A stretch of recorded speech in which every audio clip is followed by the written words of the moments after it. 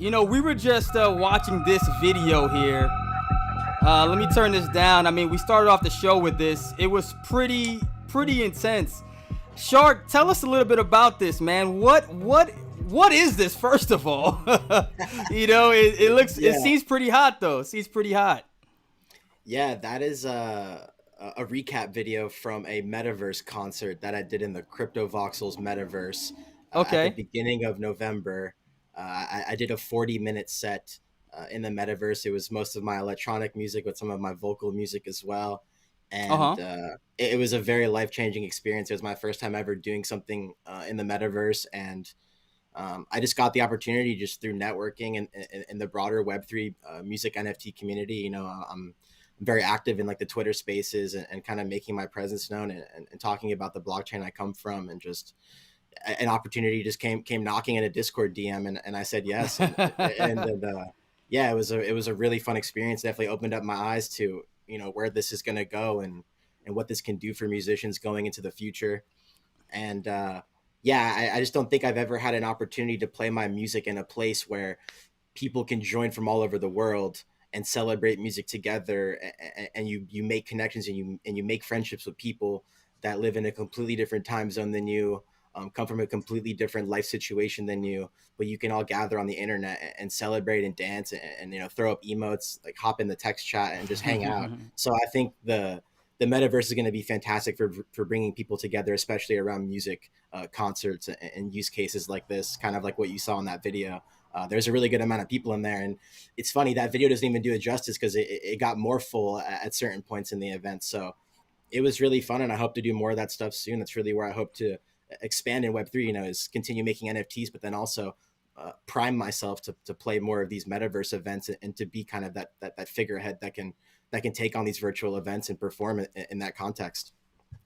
I mean, what is this really meant for artists? I mean, I've been on Twitter, raving about my new Oculus headset, and just seeing, I mean, tons of artists that have been in the scene. I mean, Young Thug was doing a concert that I went to. I saw Snoop was doing a concert.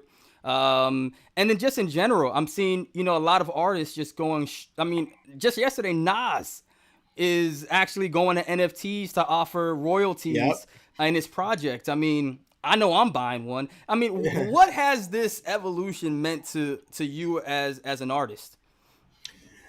It really changes the dynamic. When I talk in Twitter spaces and I talk about music NFT, and I talk about where music has been in Web 2, we really moved into kind of like a subscription model where the consumer subscribes to these streaming platforms, and you enjoy music that way, but you don't have any ownership of that music. You're simply renting it during the term and the time frame that you have these subscriptions, like Spotify and Apple and Tidal. So I think Web3 and NFT music has really unlocked the potential to cut out that middleman, and now the collector, has a stake in the artist's journey and the artist's universe.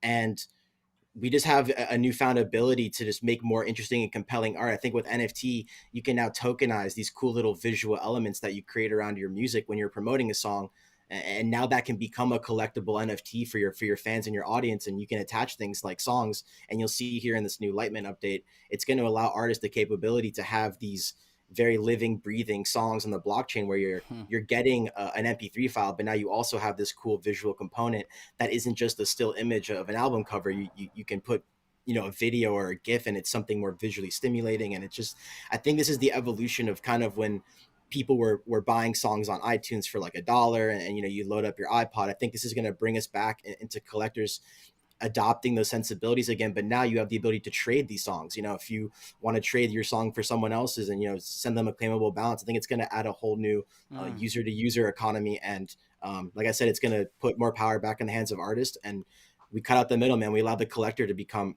our backers, and to become invested in our journey and in our story. So this is a beautiful time to be a musician. I'm always trying to tell the people around me to get into this. And Yeah, it's been really fun so far. And this new update just going to take it to the next level. I think you're going to start to see a lot more people come to the space and show what music they have to offer to the Web3 world. Don't be scared.